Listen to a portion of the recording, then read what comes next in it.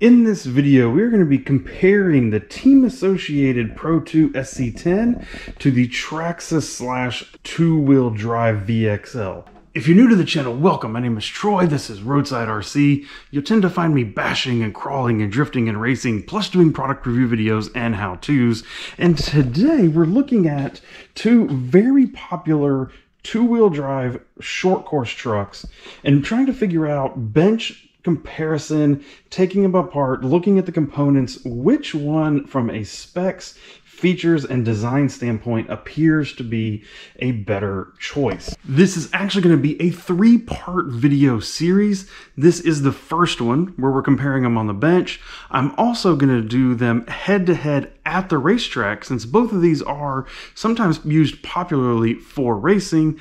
And then lastly, we're going to do a bash session with each one to look at just overall fun and durability. The two vehicles we have here today, the Traxxas Slash, very commonly known as one of the vehicles that gets a lot of people started in RC. If you go to a hobby store, very likely that they have one on the shelf, and they do tend to push the Traxxas products.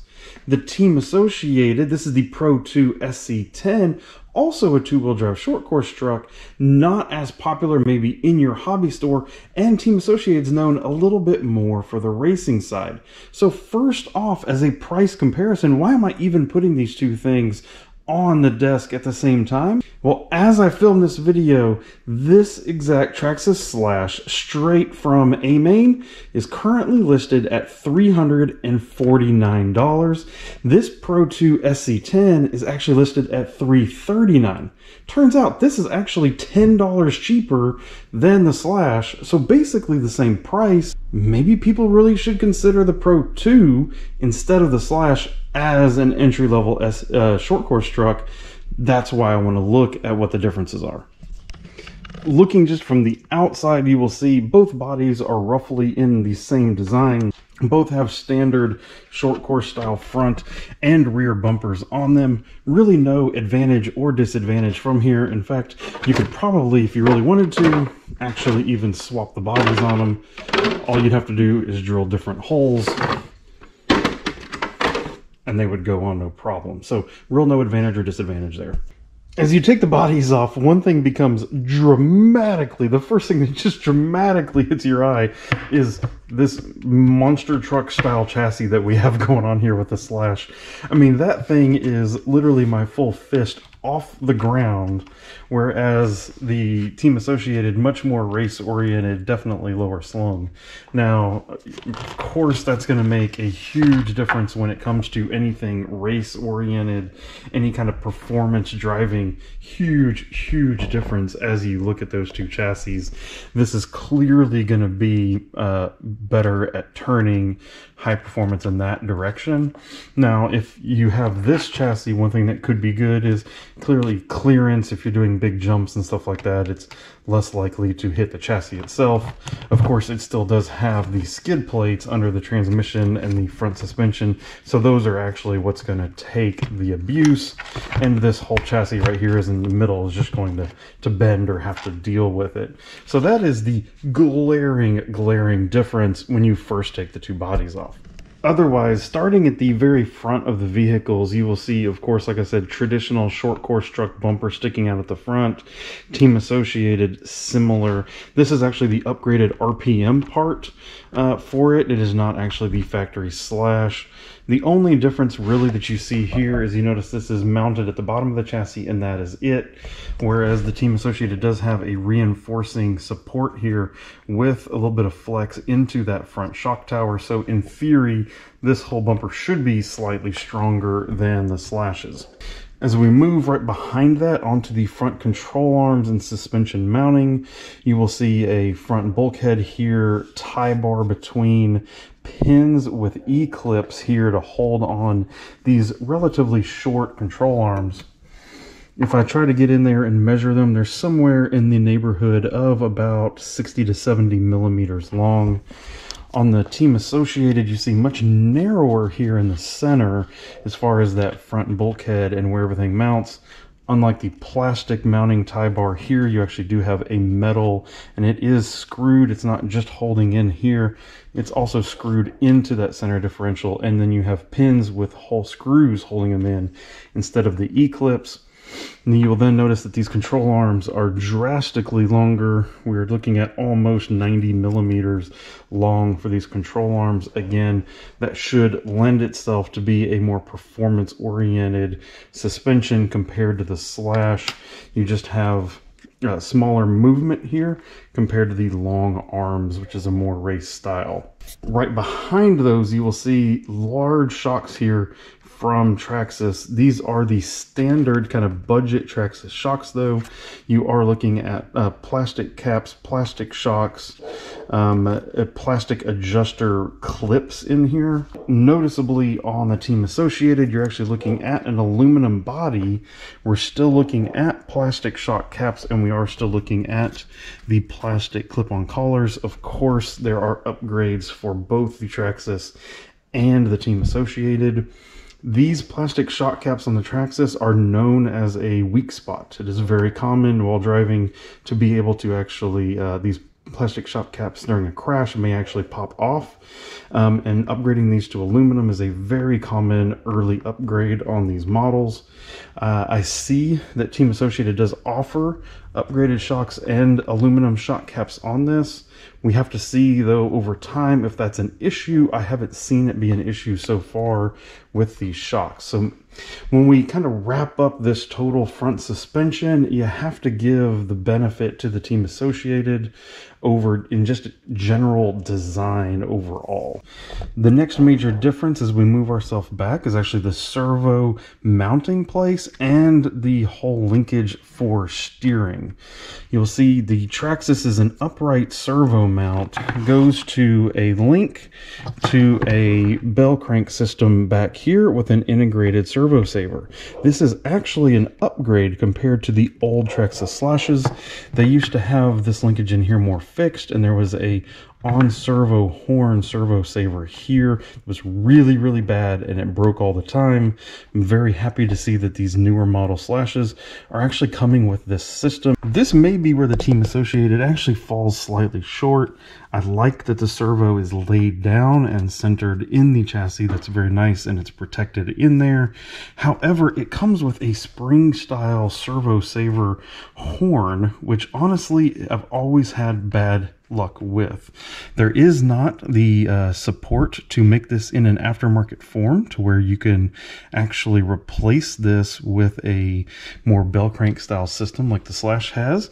They do offer upgraded horns and different options here, but still you're kind of stuck with that same option or running zero servo saver at all, which is somewhat common actually when it comes to racing. You upgrade to a very nice servo and no servo saver and just run it that way. So here within the steering system, honestly, I kind of prefer the Traxxas for general use. I don't like that the servo's mounted vertically and that all of this is hanging down to get captured by rocks and debris. That's not awesome, but I'm a much bigger fan of the bell crank system compared to this style of servo saver. You will see that the batteries are both mounted along the center line of the chassis. The Traxxas has the very simple pin and clip system. This is very easy to use. However, the drawback to this is it only allows you to use a couple different battery thicknesses unless you start buying additional parts in order to make different batteries fit. On the Team Associated, the battery is actually moved back or has ability to be adjusted where it sits in there by moving this foam into different locations. And you actually strap it down with this Velcro, which means much easier to accommodate various different battery sizes in it. So that is probably win to Team Associated. You will then see both trucks do have their receivers in waterproof boxes. Both appear to be fine, mounted to the side. You will see again Team Associated with the performance kind of more mindset does have that receiver mounted back. However, you will see Traxxas definitely putting their VXL 3S ESC all the way back here in the back, which is actually a common thing to do with this truck, is to provide an ESC plate here and move the ESC back. So so that is nice. Both trucks come with brushless ESCs and motors out of the box. Both are 2S and 3S capable. So again, here kind of on par between the two trucks. So moving on to the rear of the vehicle, both of them are brushless rear mounted motors, so pretty much on par there. And of course you can swap over to any kind of motor that you want, whether it is the Traxxas Valenian or whether it is this Team Associated Ready or everything else that you want to put on there. You are in good shape, ready to go there. The shock tower on the Team Associated is a standalone unit that's just mounted on top of the chassis. You will find here that the Traxxas unit, the shock tower, actually works as part of the interface between the transmission and the chassis. This is a common failure point on these vehicles, so it is something you need to watch out for and frequently does get updated. As we look at the rear suspension, we see some of the same things tying over from the front suspension to the rear. Again, much shorter control arms here on the Traxxas, much longer control arms here on the Team Associated. One of the biggest sticking points for me, differences back here, is you will see these plastic drive shafts on the Traxxas. All the previous Slashes that I've owned, this has been a very big problem. This has been the most common failure point, especially if you ever run more than 2S LiPo, if you ever go to a 3S.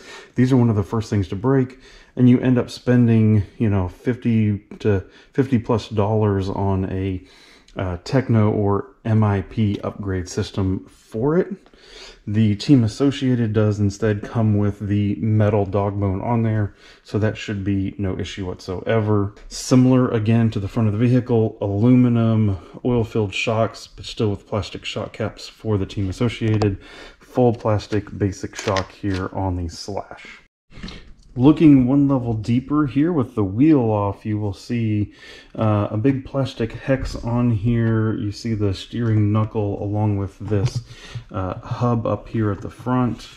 Typically with two-wheel drive Slashes, this corner right here tends to actually be the weak spot for the vehicle. This part right here is commonly upgraded to aluminum, as this plastic piece will break.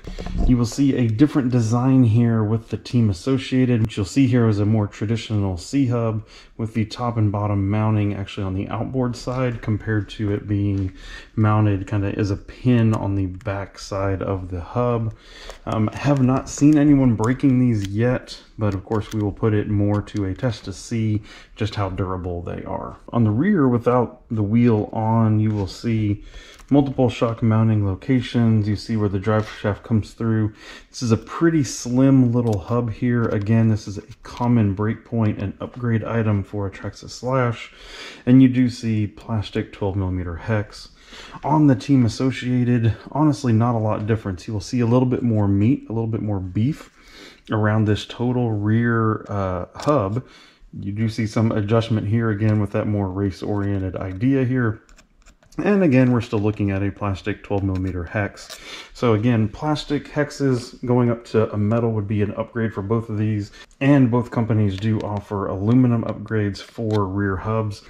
Another item to note here when you look at front suspension and alignment is what is the steering radius of the vehicle. You can see the Slash here has, and it's okay steering radius. Fisheye lens of the GoPro is probably screwing it up a little bit. You can see it does have a little bit of Ackerman to it, where this wheel is turned slightly more than this one, but not much. This means it's probably not going to steer awesome straight out of the box unless you start doing some suspension tweaks to it, but it's going to do okay. When you look at the Team Associated, we actually have a much higher steering angle. It might be kind of hard to see here. I'll have to see if I can try to figure out how to measure it. A much higher steering angle and that Ackerman open. This wheel over here is very turned. So again, a little bit more race oriented when it comes to the simple, just suspension alignment and geometry. The next real consideration you have as you're looking at maybe buying either one of these vehicles is part support and availability. The good news is both Traxxas and Team Associated are huge names in the RC industry, so that means through either their own websites like Traxxas or Team Associated, or through an independent retailer like A-Main Hobbies, you can have any of the parts you need for either one of these vehicles at your door in literally a matter of just a couple days.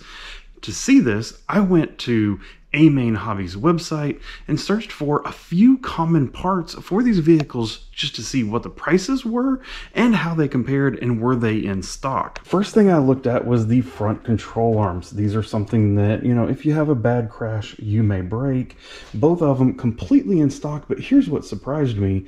Front arms for a Slash, $11. All 4 control arms for the Team Associated, $15. Really kind of surprised that the Team Associated technically is a better value, as you can get all of them for less per piece than you end up getting the Traxxas Slash parts for. And these shock towers is actually a similar story. This shock tower on the Traxxas Slash was listed at $14, whereas I could get both front and rear shock towers for the Team Associated for $11. So both of these, again, cheaper than just the one, even just standing alone. Now, it is a different story when we get to the spur gears themselves. The Traxxas spur gear, very common for you to strip out that spur gear. That was only $3. The Team Associated part was $7. Similar thing when you come to the shock shafts. So the shock shaft replacement, get a very common thing to bend in these vehicles. You can get 2 shock shafts for the Slash for $10. The 2 shock shafts on the Team Associated were $16. So again, slightly more expensive. And the other surprising item is this whole chassis. Let's say you have something really bad happen and you need to replace the plastic chassis itself. Team Associated, $26.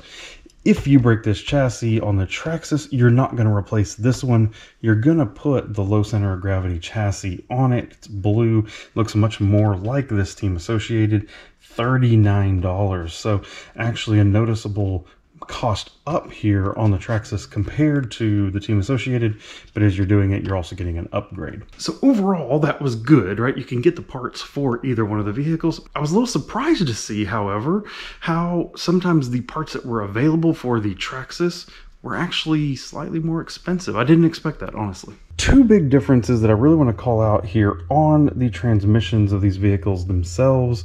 The Traxxas comes with a 3-puck slipper clutch system that sits behind this big plastic gear here. Very common for that to get overcooked and get loosened up here from this slipper clutch, and you end up upgrading it to more of a plate style slipper clutch system. Over here on the Team Associated, it actually comes with that plate style slipper straight out of the box. These are much easier, more forgiving, better for heat dissipation and everything. So this is actually an upgrade compared to what's in the Traxxas. The other thing is these Slashes are still coming with the 272 transmission in them, which is a full plastic case. You will see over here that the Team Associated transmission actually does have a metal backing plate. 2 things this does: 1, very strong, no flex, especially as it gets hot. 2, it's always marketed as an ability to help dissipate heat from the motor, because this metal will absorb the heat. Over here you just have the plastic that kind of maintains and holds the heat in. Now that we've looked at the price of these trucks, the design of these trucks, and the price point and availability of their replacement parts, it's time to get out and actually give them their first official test run. I'm going to be taking both of these trucks to my local off-road racetrack. I'm going to be putting them head to head around the track. We're going to share the same tires. I'm literally going to run one truck, swap the tires over to the other one, and see how is the handling, how is the driving characteristics, which one really does better. And then we're going to come back and do a full bash test and see which one is more fun to drive, put them in the hands of my kids, what is the fun quotient, what is the durability of them, and have that whole view. So to see those, come right over here to the next video in the series, and we will see you in that one. So thank you and goodbye.